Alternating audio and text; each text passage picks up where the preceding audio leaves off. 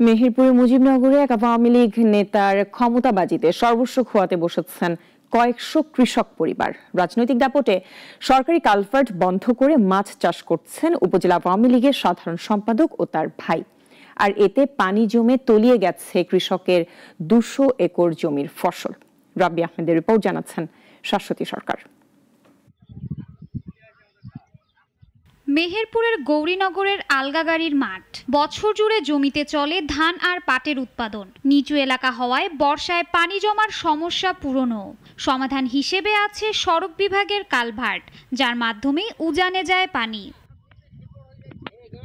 কিন্তু পানি নামার সেই একমাত্র কালভার্ট গত ৪ বছর ধরে আটকে রেখেছেন উপজেলা আওয়ামী লীগের সাধারণ সম্পাদক আবুল কালাম আজাদ ও তার ভাই আব্দুস সালাম।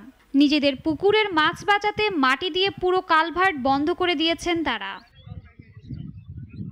এদিকে পানি নিষ্কাশনের একমাত্র পথ বন্ধ হয়ে যাওয়ায় তলিয়ে যাচ্ছে স্থানীয় চাষিদের ফসল। এরই মধ্যে প্রায় ২০০ একর ফসলি জমিতে পানি জমেছে। ডোবার দ্বার প্রান্তে আছে আরো কয়েকশো একর জমির ফসল। এমন করে বাঁধ দিয়েছে, আমরা চাষি, আমাদের জমি ভেঙে চলে যায়, আবাদি জমি, কিন্তু ওরা কেয়ারই করে না। ওদের সাথে আমরা লড়াই করে পারিনি, যেহেতু আমরা গরিব মানুষ। এইখান দিয়ে পানি যাতায়াতের ব্যবস্থা ছিল, কিন্তু এখন এনারা পুষ্করণী কেটে আমাদের এইখানে শত শত জমি এখন ডুবে থাকছে। আসছে বর্ষার আগেই ব্যবস্থা না নিলে পুরো ফসলই নষ্ট হওয়ার আশঙ্কায় কৃষকরা। দ্রুত ব্যবস্থার দাবি জানিয়েছেন তারা।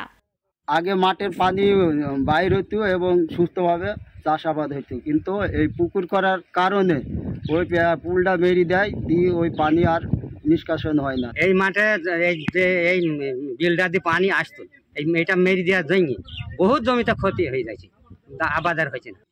বেআইনি কাজে কোনো ছাড় নয় জানিয়ে উপজেলা নির্বাহী অফিসার বললেন ব্যবস্থা নেওয়ার কথা।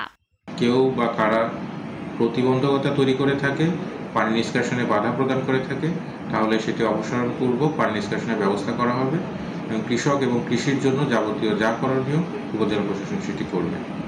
অভিযোগের বিষয়ে যোগাযোগ করার চেষ্টা করা হলেও ক্যামেরার সামনে কথা বলতে রাজি হননি অভিযুক্ত সহোদররা।